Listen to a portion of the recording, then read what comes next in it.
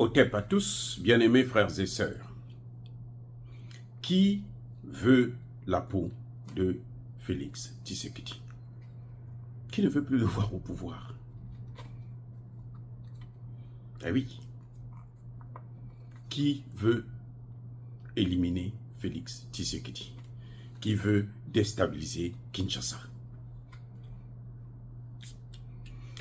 Pour répondre à cette question, il faut d'abord connaître quelle est la situation sur le terrain. Je vous ai présenté dans une de mes vidéos les localités, les territoires qui ont été repris à la suite de cette opération qui a été lancée il y a une semaine de cela, qu'on a dénommée Vengeance du Léopard. Et aujourd'hui, au moment où nous sommes en train de parler, dimanche 19 mai 2024, eh bien, les Wazalendo, appuyés par l'armée congolaise, les FARDC, ont repris les localités de Katale.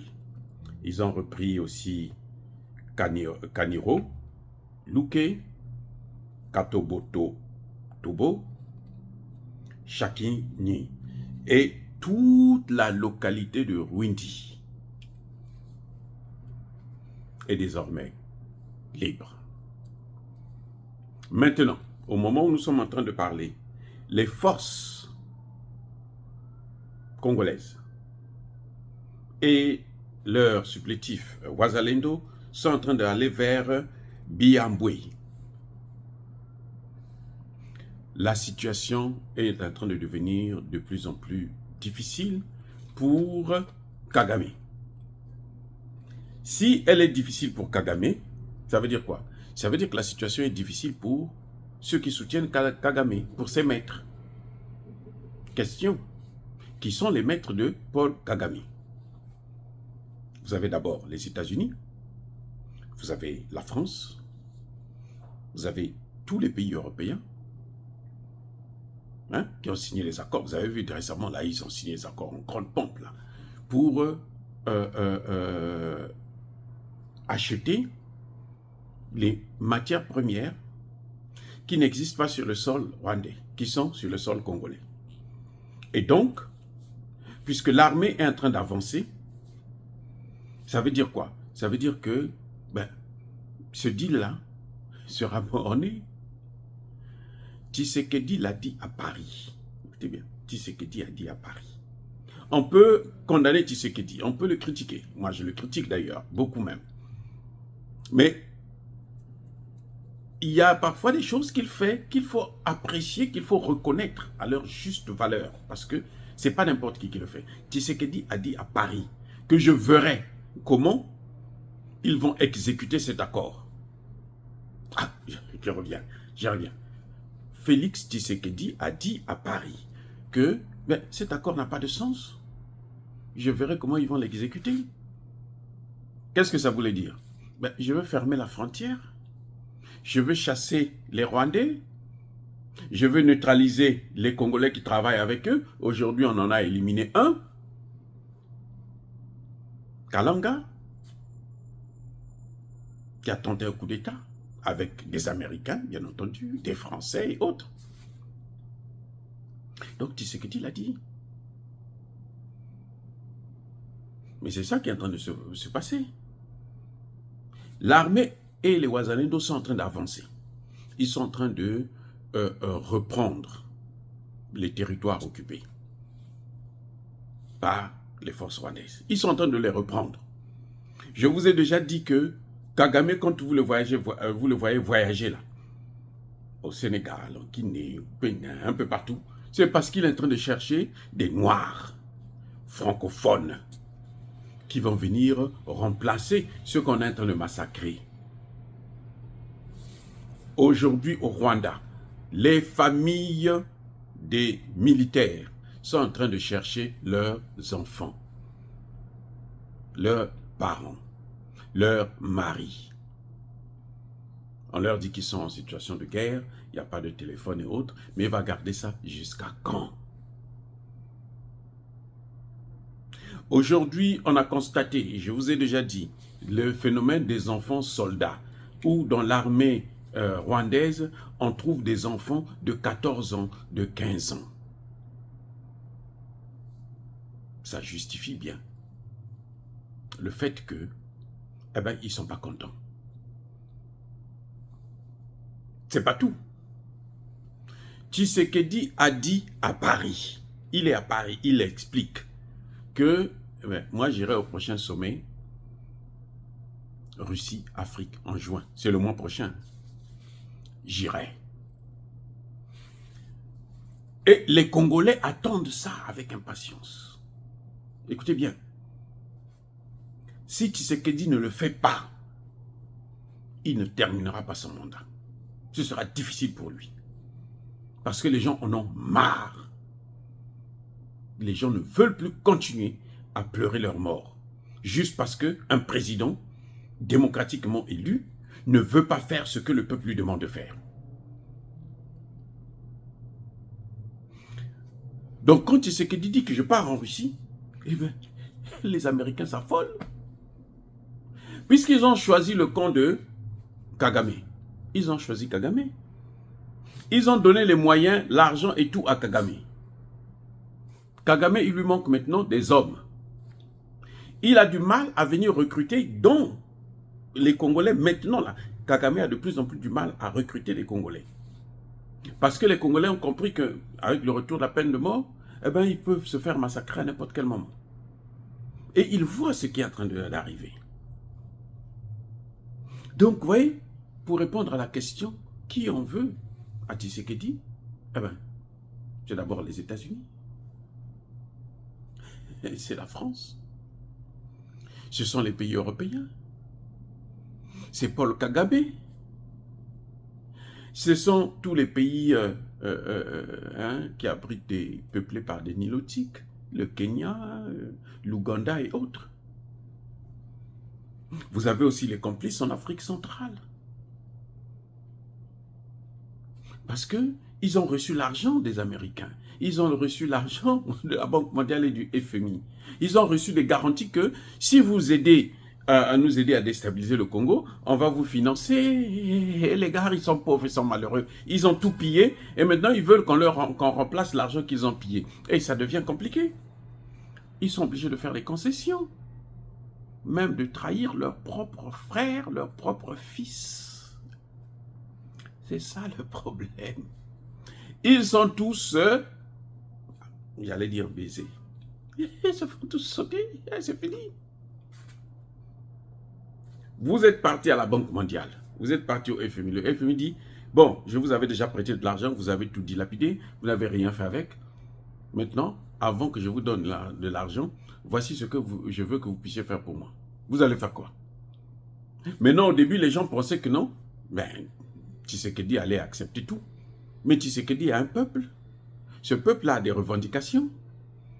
Ce peuple est en train de dire non, nous on ne veut pas de ça. La politique est en train de mener là, on ne veut pas de ça.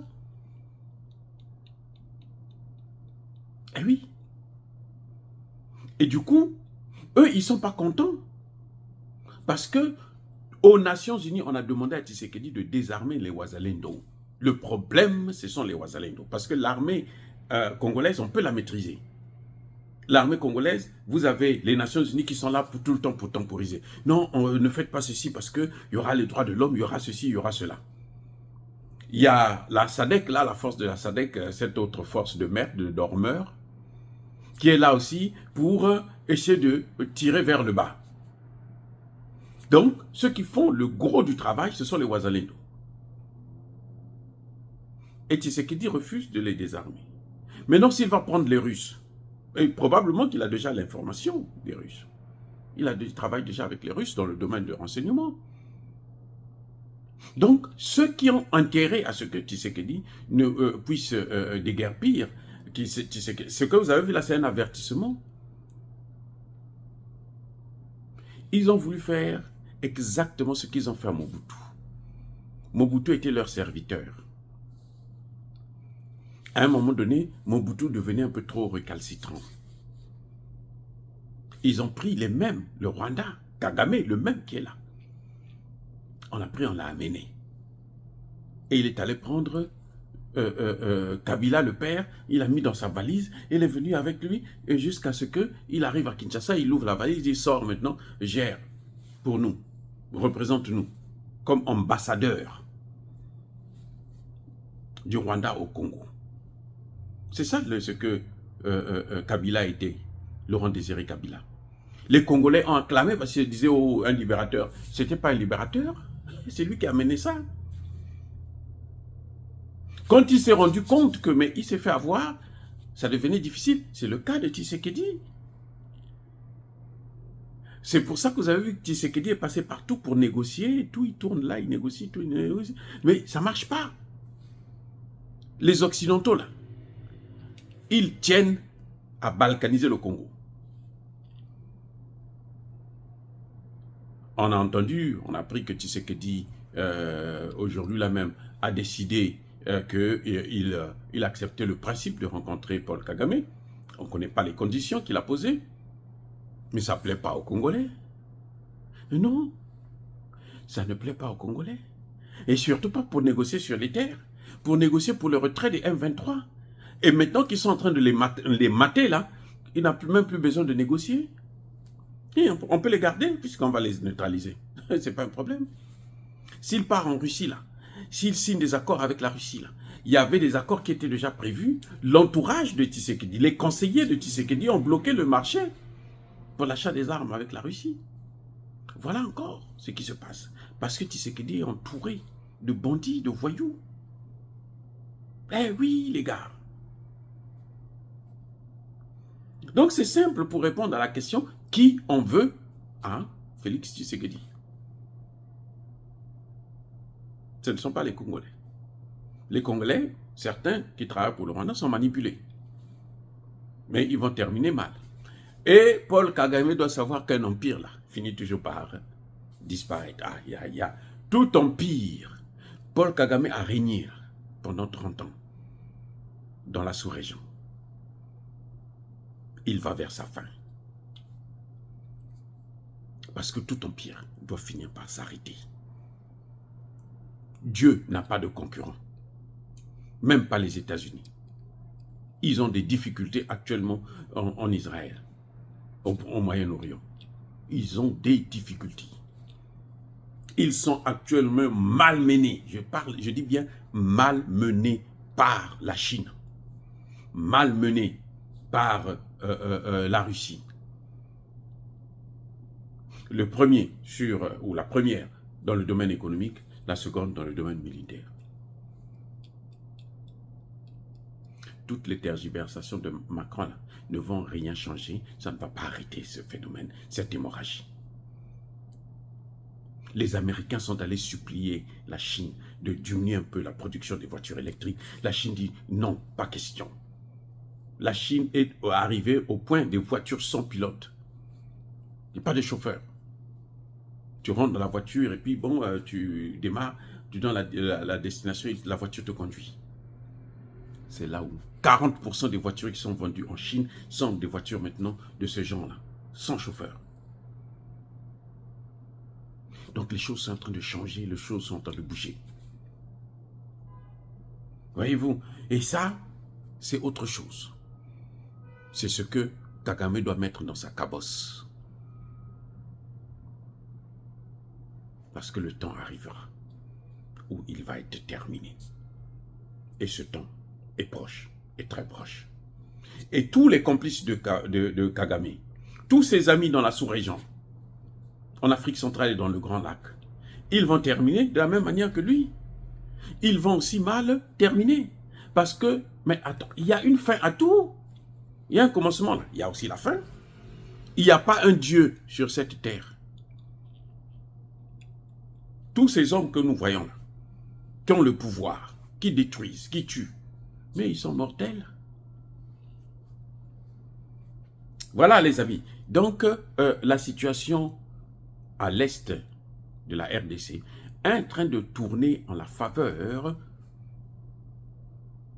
de l'armée congolaise, des Wazalendo et du peuple congolais. C'est pour ça qu'ils veulent maintenant déstabiliser Kinshasa. s'il n'y a pas de gouvernement à Kinshasa, s'ils contrôlent Kinshasa, alors là, ils auront de fortes chances de relancer la machine à l'Est. Nous attendons et nous appelons encore vivement le président Tshisekedi de renforcer la coopération, pas avec le Qatar, la Turquie et autres là. Ça, c'est rien du tout. C'est avec la Russie. Renforce tes relations. Tu vas réussir dans le renseignement, dans ta protection et aussi dans la guerre. Oh, les amis, soyez bénis, abondamment bénis par le Dieu des Kémites et par nos ancêtres angélisés, mais que tous ceux qui persécutent le continent africain le pillent et le déstabilisent, qu'ils soient noirs, blancs, chinois, arabes, juifs, indiens, qui qu'ils soient punis, maudits, foudroyés, neutralisés, écrasés, effacés par le Dieu des Kémites et par nos ancêtres angélisés. Vive l'Afrique éternelle, je dis et